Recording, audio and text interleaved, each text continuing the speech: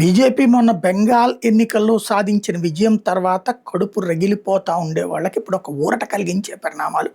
మోడీకి వరుస ఎదురు దెబ్బలు.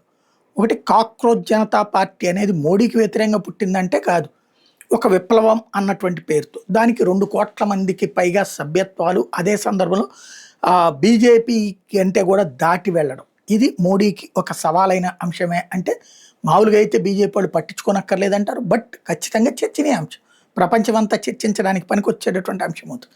నెంబర్ 2, నీట్ పరీక్షల ఫెయిల్యూర్, వరుసగా ఇన్ని ఫెయిల్యూర్స్ ఎప్పుడూ లేదు.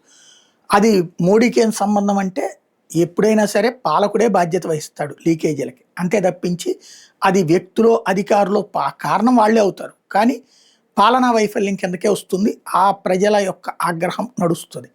ఇది నెంబర్ 2. నెంబర్ 3, పెట్రోల్ డీజిల్ ధరలు భారీ ఎత్తున పెరగడం అన్నటువంటిది కూడా కంటిన్యూగా. మామూలుగా అదేమంటే మనమే చెప్తాం, ఆ దేశంలో 100% పెరిగింది, ఈ దేశంలో 80% పెరిగింది అన్నటువంటిది నిజం అది.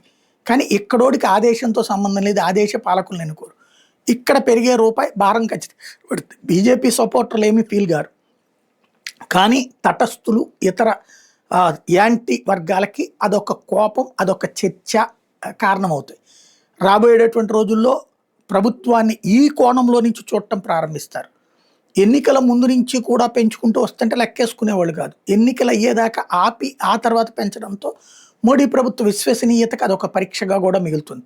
ఓవరాల్గా క్రమంగా మోడీ వ్యతిరేక శక్తులు, ఇప్పుడు ఆయన జాతకం ప్రకారం కూడా చూస్తే సెప్టెంబర్, అక్టోబర్ దాకా ఆయనకి తీవ్రమైనటువంటి ఒడిదుడుకులు ఉన్నాయి.